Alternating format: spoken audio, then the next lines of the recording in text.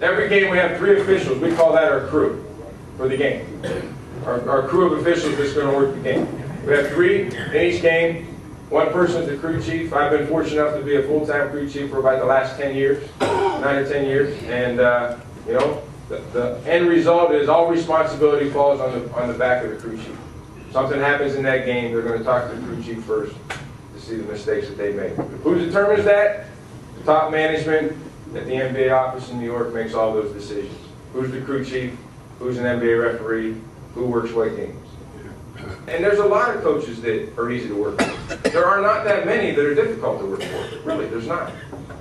If I mess up, they're probably going to let me know.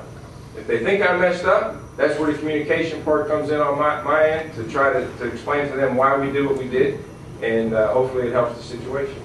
But the coaches are more educated about what we do now than ever before, and what we allow and what we don't allow. So it's also one of those questions I really can't answer. You know, when I came into the NBA 20 years ago, it was on-the-job training. Now, when you get hired in the NBA, you've probably been in a program for 5 years, and you should at least have a pretty good idea what's expected of you and what you should do out there. I'll give you. I would like to have more opportunities to go to instant replay. Okay? As long as it fits within the guidelines of what we're trying to do. I think the more times we can do that, the better. Will it happen? It's definitely not up to me. And they normally don't ask referees that question. They just ask us to apply it. You had a big number once and you're down. Yeah, I got a couple more plays right, so they gave me a lower number. No, I used to be number 52, now I'm number 14, and that's only because number 14 became available and I requested it. I got it. I wanted number 4, but they won't give me number 4.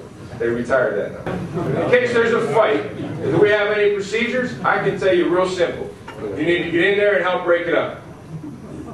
Okay, because if you don't, you end up what happened in Detroit against Indiana 3 or 4 years ago.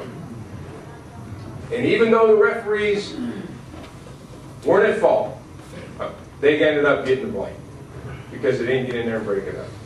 If you remember when Robert Horry knocked Steve Nash into the scorer's table in the playoffs 2 years ago, Jack Nee, Steve Javie, and I jumped in there and we each got the people that were escalating that altercation, and we solved it. It could have been a lot worse. And you have to get in and break it up. I learned the hard way my first year. You don't go from behind. Because they do not know who you are.